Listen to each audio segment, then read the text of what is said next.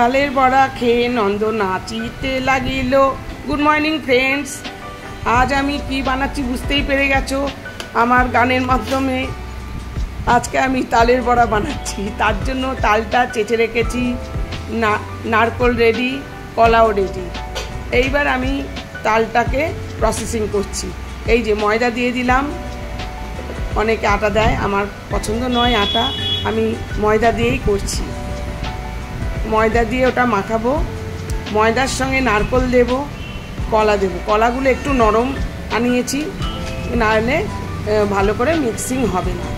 এই যে নারকোল দিয়ে দিলাম, এরপরে নারকোলটা মিক্সিং করে তারপরে কলাটা আবার মিক্সিং করব।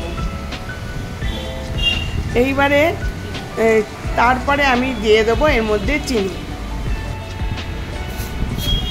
এই যে চিনি দিয়ে দিলাম পরিমাণ মতো, আমি বেশি মিষ্টি খাই না, যে যেরকম যার যেরকম তালের পরিমাণ সেরকম মিষ্টিটা দেবে। এই যে আমার তেল কড়াইয়ে বসানো হয়ে গেছে, আমার কলা দিয়ে তেল নারকোল পুরো আমার খুব ভালো করে ফেটিয়েছি।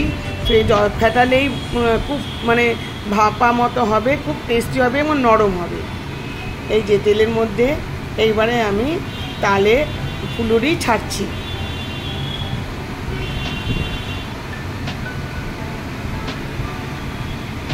হাই পাওয়ার হবে না, সবসময় লো টু মিডিয়াম।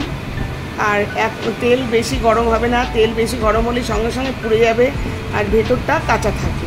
তার থেকে লো টু মিডিয়ামে করবে, তেলটা হালকা গরম হলেই দিতে থাকবে, তারপরে মিডিয়ামের মধ্যে রাখবে। এই যে তালের বড়া আমার দেখো কি সুন্দর হয়েছে, গোল্লা গোল্লা তালের বড়া।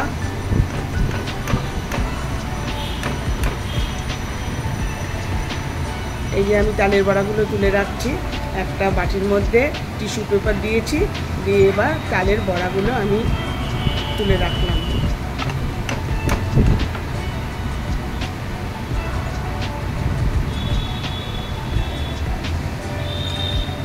খেতেও দুর্দান্ত হয়েছিল, খুব সফট হয়েছিল।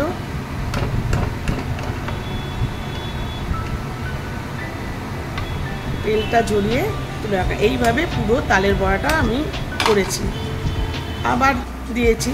এই যে তালের বড়া আমার রেডি, খুব সুন্দর খেতে হয়েছিল, তোমরাও বানাবে। দেখো তালের বড়া কি সুন্দর হয়েছে, সবাই খেয়েছে। আমার থ্যাংক ইউ ফর ওয়াচিং।